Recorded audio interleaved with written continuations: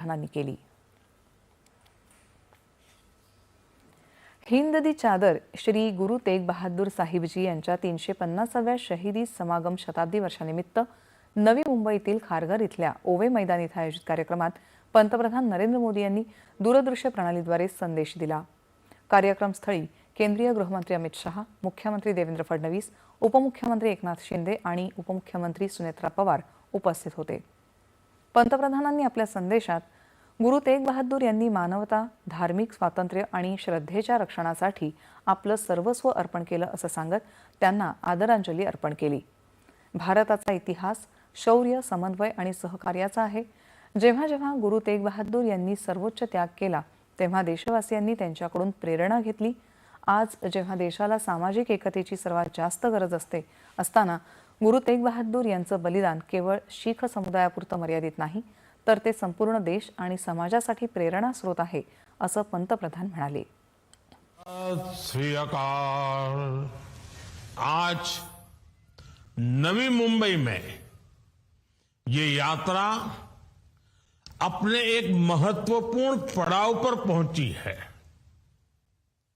इस यात्रा का संदेश इन 3 शहरों तक सीमित नहीं रहा। महाराष्ट्र के कोने कोने तक, हजारों गांवों और छोटी छोटी बस्तियों तक श्री गुरु तेग बहादुर साहब जी का वो पराक्रमी इतिहास पहुंचाया गया है।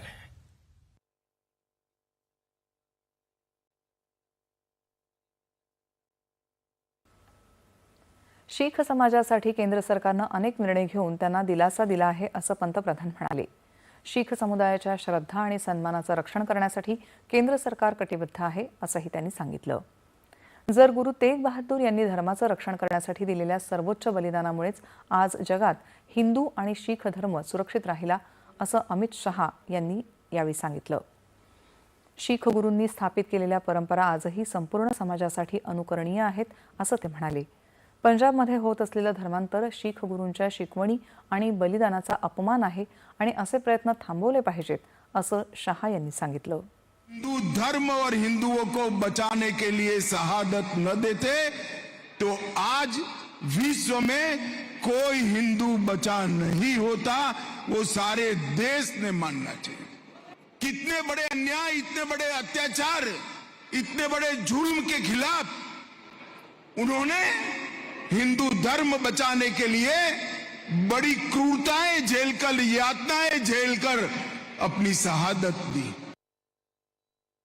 नवी मुंबईत गुरु तेग बहादूर यांच्या नावानं नवीन रुग्णालय सुरू करण्याचं आश्वासन मुख्यमंत्री देवेंद्र फडणवीस यांनी दिलं आहे।